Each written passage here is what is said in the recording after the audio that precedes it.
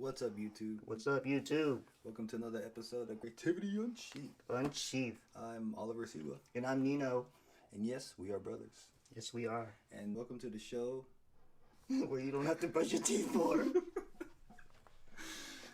Anyways, but what we're looking at today is Will Eisner's John Law Detective.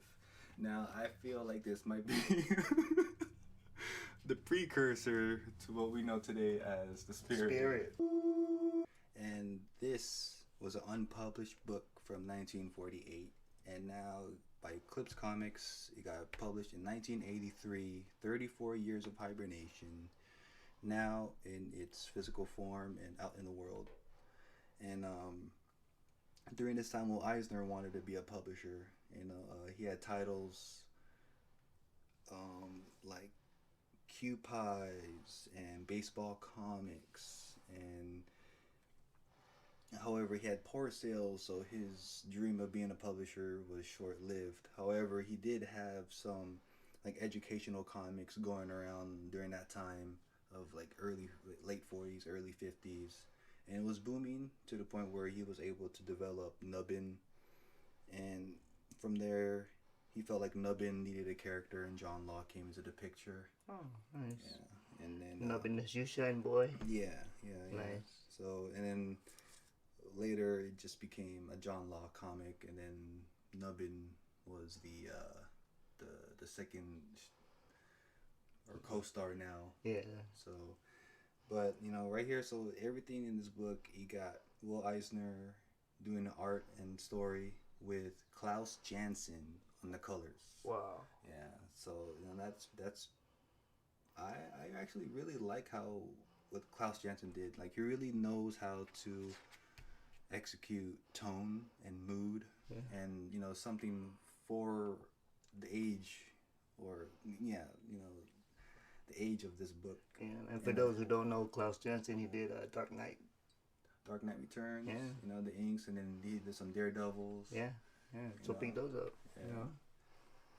But the story here, you get it's a pre-Spirit stories of John Law. So you get the early life of John Law and his lover / enemy, Sand Serif. In Meet John Law, Nubbin, the strange, ghastly affair of half-dead Mr. Locks, and John Law in Rat Gut. So these are 3 unpublished stories, finished, done, and was ready for, and Will Eisner was ready, to show it to the world. And here it is. So I think it would be cool to go dive through and look at it right quick. Yeah, Go for it. let's do it. See. Yeah, so much like the Spirit. Yeah. It's like Just substitute the eye patch for a domino. Right, and take out the gloves. Oh yeah.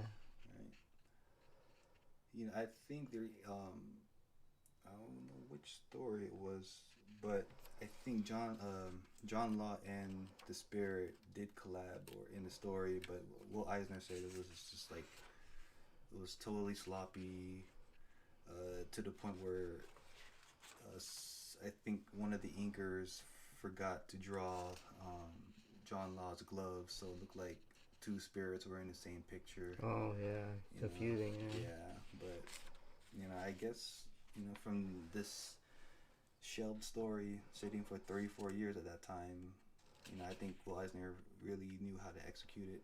Yeah. And shoot with Klaus Janson on his inks, like he really knows how to do all that tone. Man, you really honestly feel like you're in this story. It's like the colors are not too much. It kind of reminds me of like a Joel Schumacher type vibe. Yeah. But it's not too much on the eyes. I like it personally. Yeah. It's really cool. Almost like a pre-Watchmen, almost. No, yeah. Like the colors, as far as colors, Yeah.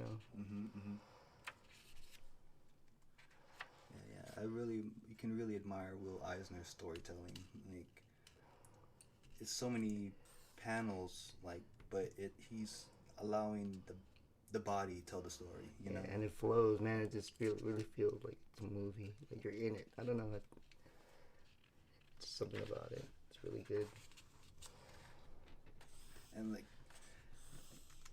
man, it's just like the movement of that swinging motion, Yeah. and then you have like the like water still trailing behind you. Like, who would have thought? Like, And for this panel, for example, if you just look at it, it actually looks like they're moving. Oh yeah. Just the way the silhouette and everyone is moving in the back.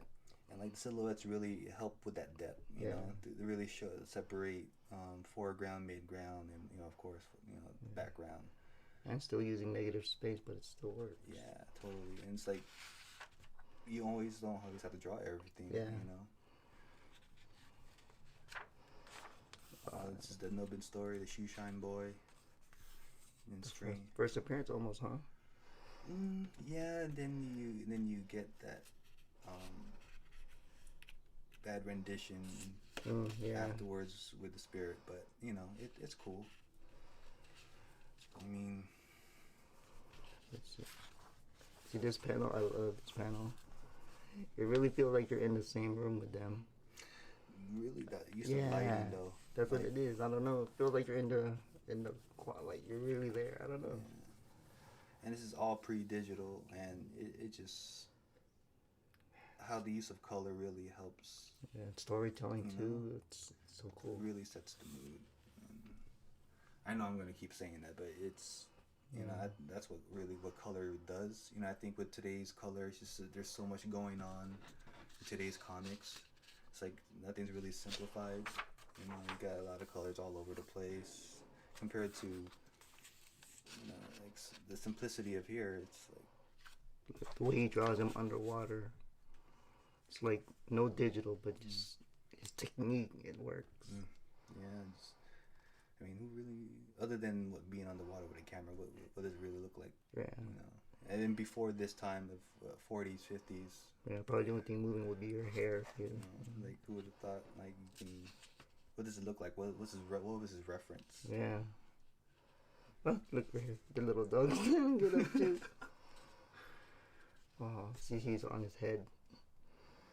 See, like he was on the box. Oh, look, he's on his back. That's how adorable is that? Right, like he really adds character to the storytelling for even the simplicity of his pet dog. Like he gives him emotion as well, dude. Like really makes it care for what's going on in the page. Yeah, well, I was pretty amazing, man. And the color, Jansen. That's why he's the greatest. He's the master. Rat good. So this is the third part story in this book, Rat Gut. Another unpublished story. Oh, this panel, this page right here is crazy. Yeah, see again, Klaus Janson setting the mood of a drive-by, right? Like if you look here, you see in the back, outside in the window, the gunman shooting towards where they are. It's fucking awesome, and look, they show it in comics. Okay, that's not awesome. No, I know it's not. The use of color, and to ignite the mood of the setting. It's like really sells the story. Man, it's crazy. So much detail too. Nub.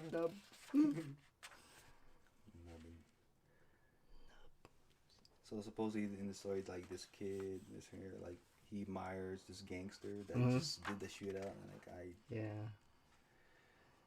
and and then he gets beaten by the I don't know. Need some direction. Very well. Man, just the way he flows the characters through the panels, through the page. It's really cool.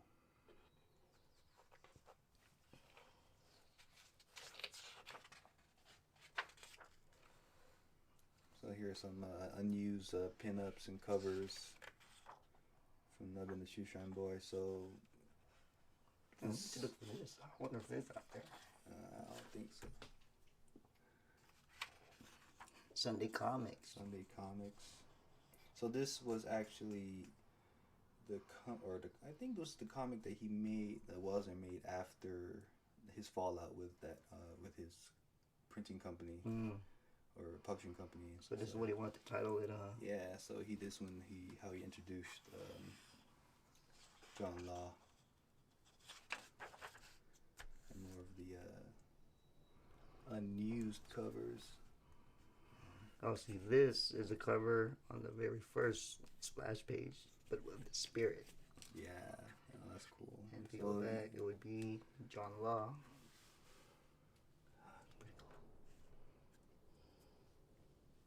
So let's see if I can put that in comparison.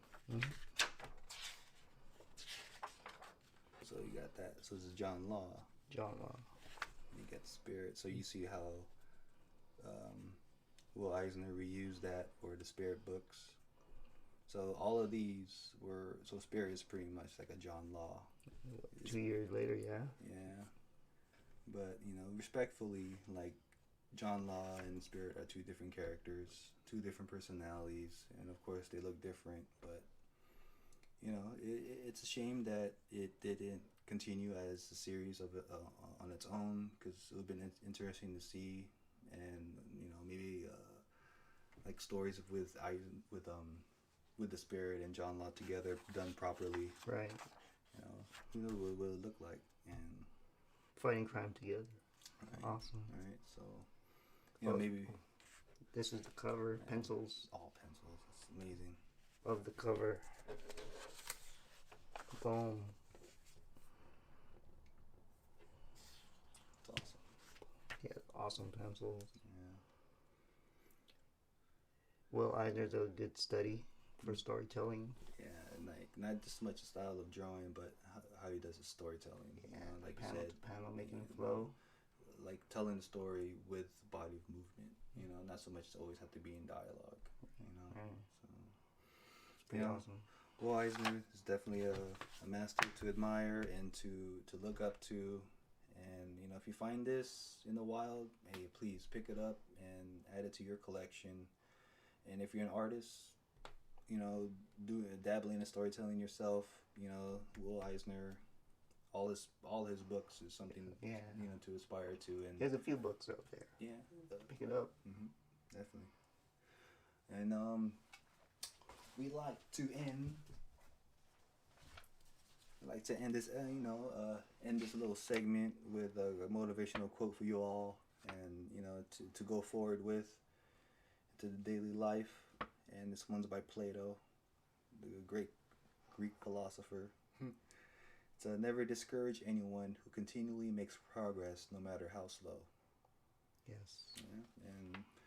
And everyone's journey is different. Goes for anyone and everyone. All ages. Don't let anyone discourage you from putting yourself out there. Yeah. Just do you. Yeah, do your thing. And you have your own voice, and don't compare yourself. Yeah, like Will Eisner, he had a voice, he had stories to tell, something that really meant to him. And same goes for you. If something to tell, something's important to you, go for it. Go for it. Yeah, stay creative, do your thing, and hope to see your work out there. Yes, sir. Yeah. Till next time. Peace.